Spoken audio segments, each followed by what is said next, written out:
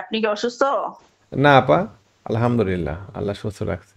তাহলে আপনি ভিডিও টিডিও দিচ্ছেন না, পাচ্ছি না। ও, আমি একটু এই ব্যক্তিগত কাজে ব্যস্ত আপা, ওই কারণে আমি ভিডিও দিতে পারছি না। ও তো আচ্ছা দিব আচ্ছা। ইনশাআল্লাহ, আজকে আজকে দেওয়ার চেষ্টা করব। আপনার খবর কি, কি কেনা বেচা করলেন এর মধ্যে? হুম, কেনা বেচা তো অনেক কিছুই ইচ্ছা ছিল কিন্তু কিছুই নিবার দিল না আমার ছেলেটাই। আচ্ছা, কেন কি বলে সে, মানে সে আপনাকে বাধা দিচ্ছে কেন, মানে তার তার বক্তব্য কি? তো এটাই তো পাগলামি, এটা ওকে আমি বুঝাইতে কেন যে পারি না, ও বেশি মানে ভয় পেয়ে যায়। হ্যাঁ, এই যে হুম আমি হুম। তেল নেওয়ার কথা ছিল, তারপরে আফতাব যখন ৩১ টাকা ৮০ পয়সা নামলো, সাথে সাথে ফোন দিছি। হ্যাঁ, আফতাবটা আমি এক্ষুনি ধরবো, এক্ষুনি ধরবো। হ্যাঁ, আচ্ছা তো সেইটা সুন্দর আবার উঠে গেল। হ্যাঁ, আচ্ছা। তারপর তারপর বিএসসিটা বললো যে চাকরিটা ১০০ টাকার নিচে নামবে। কোনটা? বিএসসি বিএসসি, হ্যাঁ। বিএসসি। আচ্ছা নামে নাই তো, আচ্ছা। নামে নাই তো। নামছে হুম। কি? না, নামে নাই। তবে নামার সম্ভাবনা কি আছে ভাই মহোদয়? বিএসসি ভালো কোম্পানি, বিএসসি একটা সাপোর্টের উপরে দাঁড়ায় আছে। বিএসসির 100 টাকা, 100 টাকা থেকে 103 টাকা, এটা একটা ভালো প্রাইস। এই প্রাইসটাতে শেয়ারটা নেওয়াই যায়, আল্লাহ ভরসা। হুম। কেমন? আর এডিএনটেল এডিএনটেল এই ৬১ টাকা তো পেলাম না। ৬১ টাকা বসাইছিল আবার। আচ্ছা, এডিএন টেলিকম। হ্যাঁ হ্যাঁ, পেলাম না তো। আচ্ছা, দেখা যাক। এই 61 টাকা 20 পয়সা নাম ছিল, আর 20 পয়সার জন্য পাননি শেয়ারটা, আনফরচুনেট। হ্যাঁ। এই যে দেখ। এই জিনিসটা আমি ওকে ওকে আমি বলে রাখছি যে দেখো ২০-৩০ পয়সা বা ৫০ পয়সা এদিক ওদিক তুমি ধরে ফেললো। হ্যাঁ, হ্যাঁ হ্যাঁ হ্যাঁ। হ্যাঁ, আমি কিন্তু ফান্ড কখনোই বাকি রাখি না, জানেন? হুম হুম হুম আমি হুম। একটা টাকাও ফান্ড বাকি রাখি না। এই যে আমি কিনি যে আমার ওইখানের ইয়ের সাথে, এই হাউজের সাথে আমার যে ব্যাংকের যে লেনদেনটা জি। এত পরিষ্কার আমি কখনোই কোনো কিছু পেন্ডিং রাখি না। না, আপনার মতন ক্লায়েন্ট মানে প্রতিষ্ঠানের জন্য একটা ভালো অ্যাসেট, নিঃসন্দেহে। ওইটাই ওইটাই এই জিনিসটা আমি ওকেও প্রবলেমে ফালাই না, আমি নিজেও টেনশন নেই না। জি জি জি। আমি চাইতে পারবো ততটুকুই নেই। বুঝতে পারছেন? জি। এখন এখন এডিএনটেলটা কি আমি ৬১ টাকা পাবো? পাইলে কি নেওয়া উচিত হবে? এডিএন টেলিকমের ক্ষেত্রে আপা ভালো, শেয়ারটা কতদিন মার্কেটের সাথে সাথে ও একটা পজিটিভ মুভ দিয়েছে। এডিএন টেলিকমের ক্ষেত্রে দেখেন আপা, মার্কেটে আজকে মার্কেট যে যে জায়গাতে দাঁড়ায় আছে, এখান থেকে মার্কেটের একটা বাউন্স ব্যাক হওয়া উচিত। খুব বেশি দূর না হলেও অন্তত ৫,৩০০ পর্যন্ত উচিত। আপাতত মার্কেটে হ্যাঁ, যাওয়া উচিত। বাউন্সের ভয়ে আবার আবার কি নিচে নামবে? এইটাই তো প্রশ্ন।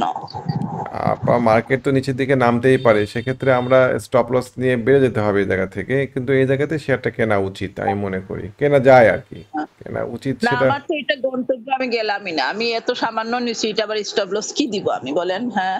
আচ্ছা আমি তো এটা, হ্যাঁ, আমার তো একটা আইটেম ৩ টা ধাপ থাকে। ওই ৩ টা ধাপ পর্যন্ত আমি অপেক্ষা করি। হ্যাঁ। আচ্ছা।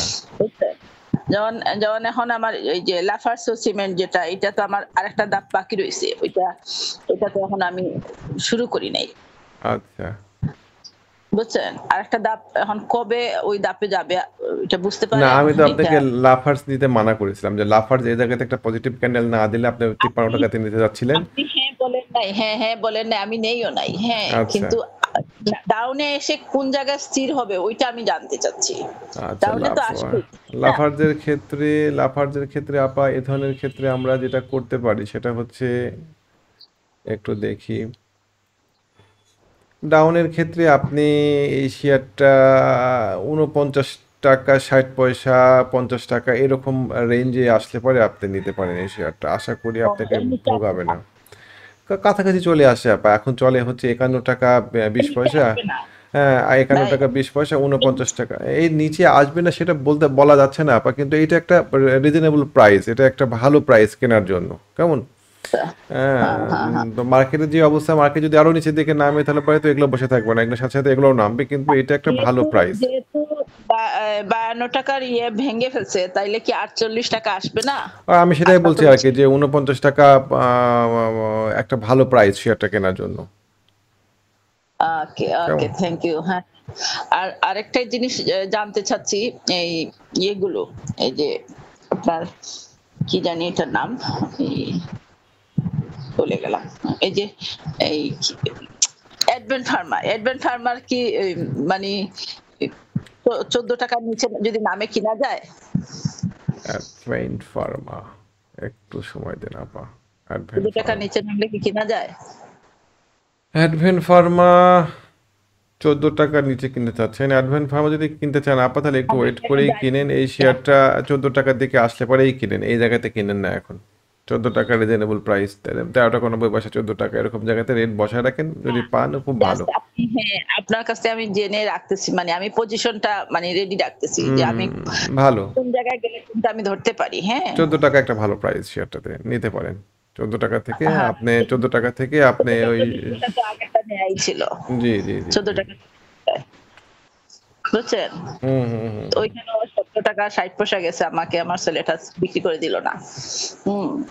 আপনি মাঝে মধ্যে আপনার ওই ইয়ার অপারেটরকে একটু বলবেন, একটু কড়াভাবেই বলবেন যে আমি এটা কিনতে চাই, তুমি কিনে দাও। সবসময় ওর উপরে ছেড়ে দিবেন না।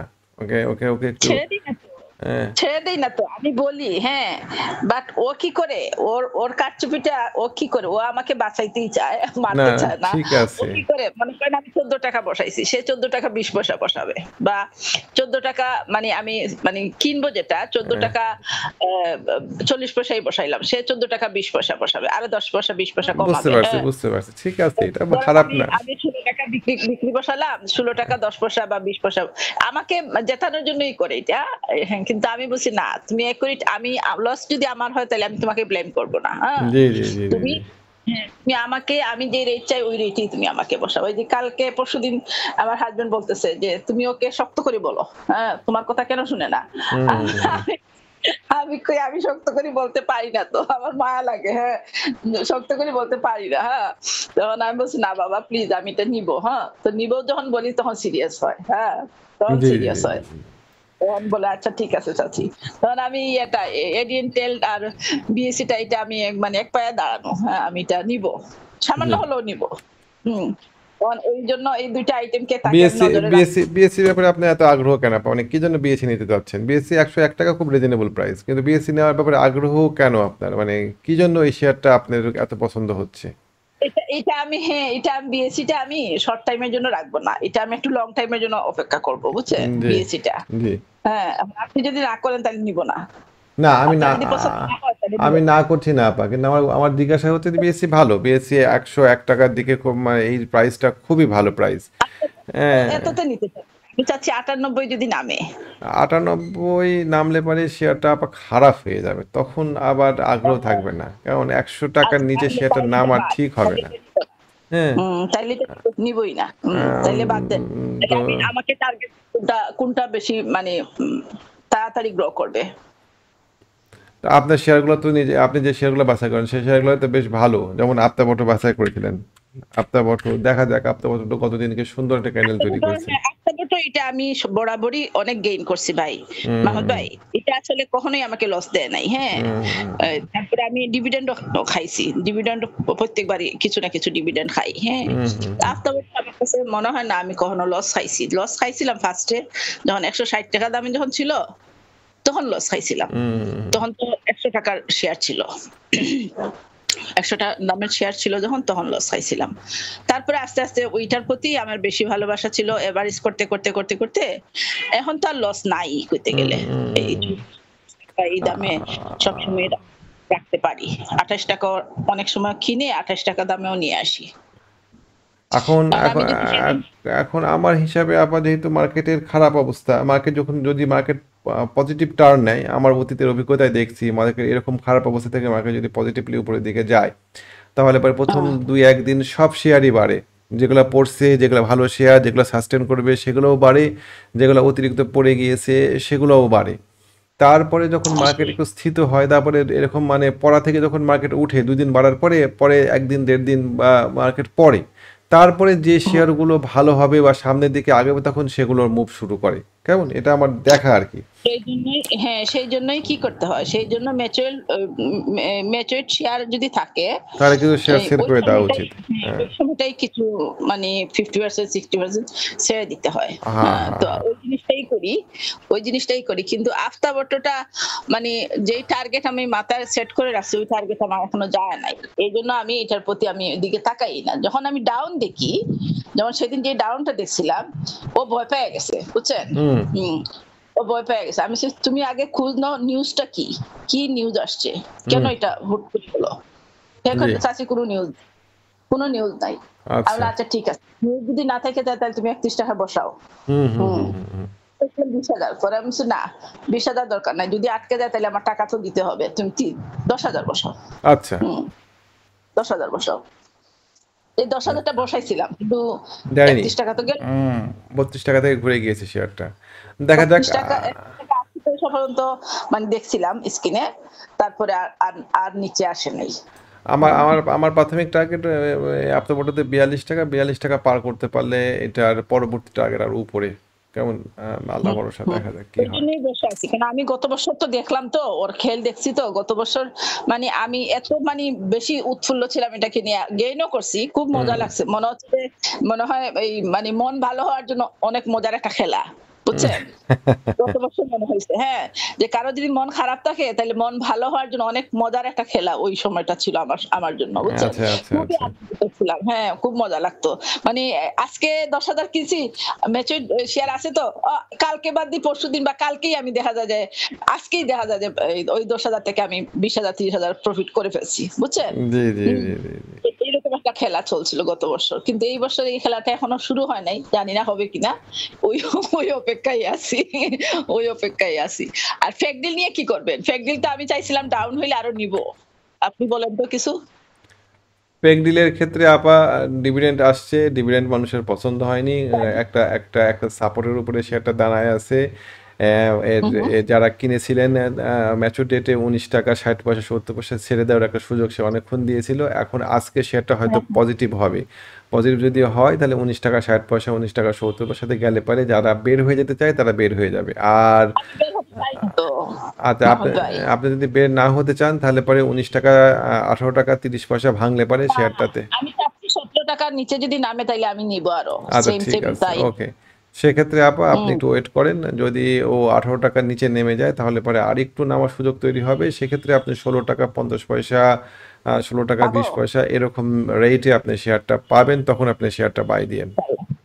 ইনশাআল্লাহ, ইনশাআল্লাহ। ওইটাই ইনশাআল্লাহ, অপেক্ষা করি। ইনশাআল্লাহ। কারণ এখানে একটা আমি সাপোর্ট হ্যাঁ, আমরা দেখতে পাচ্ছি, দেখেন এই ৳১৬.২০ রেটে এই সাপোর্টটা হয়তো প্লে করতে পারে। তখন মানে আমরা আচ্ছা। আমরা প্রথমে দেখব যে ও একটা এই জায়গাতে মিনি সাপোর্ট আছে কয়েকটা ক্যান্ডেলের, এই সাপোর্টটা পায় কিনা। সেটা হচ্ছে ৳১৮.৩০। যদি ৳১৮.৩০ ভেঙে যায় তাহলে পরে আমাদের ক্ষেত্রে ৳১৬.২০ ৳১৬.৩০ এরকম জায়গাতে শেয়ারটা নেমে যাওয়ার একটা সুযোগ থাকবে এবং ওইরকম জায়গাতে শেয়ারটা কিনলে পারে তখন আমরা একটা ১৫% বা ১৬% একটা রেট পাবো। সুতরাং আমরা কোনো অবস্থাতে ৳১৮ ভেঙে গেলে পরে শেয়ারটা কেনার চিন্তা ভাবনা করব না। আ তো ডিভিডেন্ড যদি খাই তাহলে অসুবিধা আছে? ডিভিডেন্ড খালে পরে কোনো অসুবিধা নাই। আর আপা একটা কথা বলি, মার্কেটে যে পড়ে যাচ্ছে এটা আমাদের আমাদের দেশের জন্য নতুন না। এরকম মার্কেটে উত্থান পতন আমরা হরহামেশাই আমি জানি। দেখি। আমি তো এরকম আপনার থেকে আরো আগে আগে মার্কেটে ঢুকছি। হ্যাঁ, হ্যাঁ, এরকম আমি তো উত্থান আমার দেশে ঢুকছি। এরকম উত্থান হুম। পতন আমরা মার্কেটে দেখে অভ্যস্ত। সুতরাং মার্কেট পড়ছে, মার্কেট যেমন উঠেছিল আমরা খুব উচ্ছ্বসিত ছিলাম যে মার্কেট পড়বে না কখনোই। আর আমি পড়ার কথা বললে পরে লোকজন চেপে ধরতো যে মার্কেট পড়ার কথা বলছি। ঠিক সেরকমভাবে মার্কেট আবার ইনশাআল্লাহ উঠবে। মার্কেট নিয়ে অত ঘাবড়ানোর কিছু নাই। আহ, হ্যাঁ, মার্কেট এখান থেকে কোথা থেকে ঘুরবে মার্কেট এটা একটা প্রশ্ন হতে পারে। মার্কেট বর্তমান সময়ে একদম আপনার একটা সুন্দর সাপোর্টে দাঁড়ায় আছে ৫,১০০। সবাই দেখতে পাচ্ছে এই সাপোর্টটা। এই সাপোর্টটা যদি মার্কেট না পায় তাহলে হয়তো মার্কেট আরও একটু পড়তে পারে, পড়ুক। ধরেন তখন মার্কেট নেমে আসতে পারে ৪,৮৭০ এরকম জায়গাতে মার্কেট নেমে আসার সুযোগ তৈরি হতে পারে। তো মার্কেট ঘুরবে ইনশাআল্লাহ। আর এই অবস্থাতে যাদের, আপনি তো স্মার্ট, আপনি তো আরও শেয়ার কিনতে পারবেন, যাদের কেনার সক্ষমতা নাই তাদের উচিত এই জায়গাতে প্যানিকড হয়ে শেয়ার না ছাড়া। কেমন? হুম, না আমি, হ্যাঁ, আমি বরাবরই মানে আমি মানে কি এই দিনের জন্য একটু কিছু রাখি। হ্যাঁ? জি, জি, এটা জি। আমার সবসময়কার এটা অভ্যাস। হ্যাঁ, এই দিনের জন্য কিছু রাখি যে আমি জানি তো এটা ১০ দিন যদি ভালো হয় তাতে ৫ দিন তো অন্তত খারাপ হবেই। এক্স্যাক্টলি তাই। সেক্ষেত্রে একটু ওয়েট করেন, ওয়েট করে আস্তে আস্তে মাল কিনেন। যদি আপনি কিনতে চান তাহলে একবারে সব টাকা দিয়ে কিনেন না, আস্তে আস্তে কিনেন, প্রতিদিন কিনেন। মার্কেট ঘুরবে ইনশাল্লাহ। মার্কেট পড়ে কোথায় যাবে? মার্কেট পড়ে না এখন যাওয়ার তো যদি যদি মনে করেন ব্যাংক টান দেয় তাহলে ব্যাংকের কিছু শেয়ার আছে যেমন মিডল্যান্ড এটা ছাড়তে পারবো। তো এটা ছাড়লে এই টাকাটা তো শুরু ব্যাংক হয়ে গেল। ব্যাংক সেক্টর যেখানে দাঁড়ায় আছে আপা, সেখানে সেই জায়গাতে এই সেক্টরটা দেখেন, আমি বারবারই বলছিলাম যে সেক্টর ব্যাংকের নামে আসার কথা। 14 টাকা 50 পয়সা ব্যাংক, 14 টাকা 50 পয়সায় নামছে।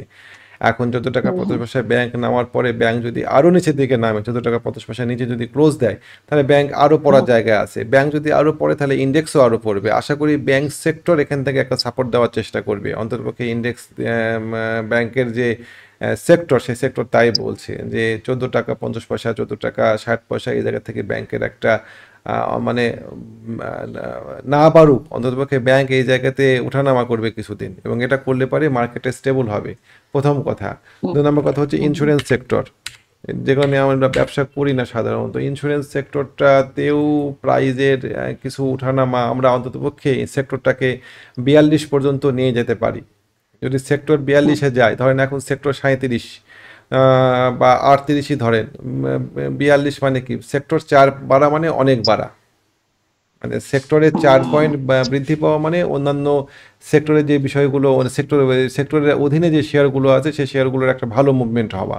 তো ইন্স্যুরেন্স সেক্টরের এখনও 4 পয়েন্ট বাড়ার জায়গা আছে। 42 পার করতে পারবে কি পারবে না সেক্টর হিসাবে সেটা তখন বিবেচনার বিষয়, কিন্তু আপাতত ইন্স্যুরেন্স সেক্টর 42 পর্যন্ত যাওয়ার একটা জায়গা আছে। সো যাদের কাছে ইন্স্যুরেন্স আছে তাদের একটা ব্যবসা করার সুযোগ তৈরি হবে।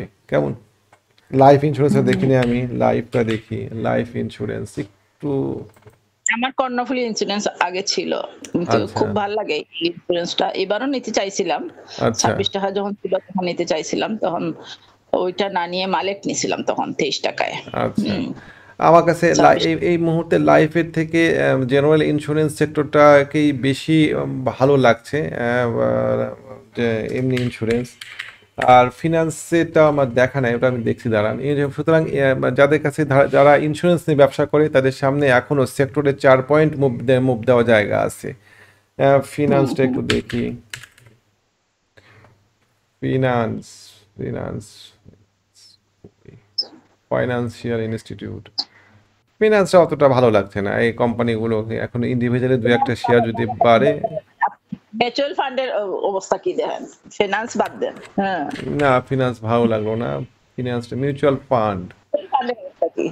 মিউচুয়াল সেক্টর অবস্থা মিউচুয়াল ফান্ডের সেক্টর আপা নিচের দিকে ব্রেক ডাউন করেছে। সেক্টর তো খুব একটা ভালো লাগছে না, এখান থেকে বাউন্স করা উচিত ডাউন ছিল। হবে, আর একটু আহ, ডাউন হবে। মানে ও সাপোর্ট ভেঙে দিয়েছে। সেক্টরের যে সাপোর্ট ছিল 6 টাকা 20 পয়সা, সেটা ভেঙে দিয়েছে। এখন ইমিডিয়েট যদি ব্যাক না করে তাহলে পরে এটা আবার রেজিস্ট্যান্স হয়ে যাবে। এই মিউচুয়াল সেক্টরটাও আমার খুব একটা ভালো লাগলো না। সেক্টরের মধ্যে ফিনান্সিয়াল সেক্টরের মধ্যে ব্যাংক এবং ইন্স্যুরেন্স, এই দুটো সেক্টরের একটা মানে স্টেবল মুভমেন্ট যদি আসে তাহলে পরে মার্কেট হয়তো এখান থেকে সাপোর্ট পাবে ভালো একটা। কেমন? এর পাশাপাশি যদি ব্যাংক এবং ইন্স্যুরেন্সের মুভমেন্ট না আসে, সেক্ষেত্রে লো পেচাপ শেয়ারগুলো খুব পড়ে গিয়েছে, এগুলোর একটা মুভমেন্ট আসতে পারে। মার্কেটে কি হবে এইটা আমরা আজকে আজ এই সপ্তাহে বুঝে যাব যে মার্কেট কোন দিকে মুভ নিচ্ছে, ইনশাআল্লাহ। ইনশাআল্লাহ। ইনশাআল্লাহ। দেখা যাক তাহলে জি, এই জি আপা। আজকে বাজার শেষে, হ্যাঁ বাজার শেষে কি একটা ক্যান্ডেল দাঁড়ায়, হ্যাঁ জি আপা, তাই জি। না? জি, জি, জি, জি। জি, জি। যাই হোক মাহমুদ ভাই, অনেক জি, কম আসসালামু কথা আলাইকুম। বললাম। জি, অনেক আর হ্যাঁ, ওয়ালাইকুম আসসালাম। আপনি ভিডিও দিয়েন, আপনি যদি ভিডিও না দেন তাহলে তো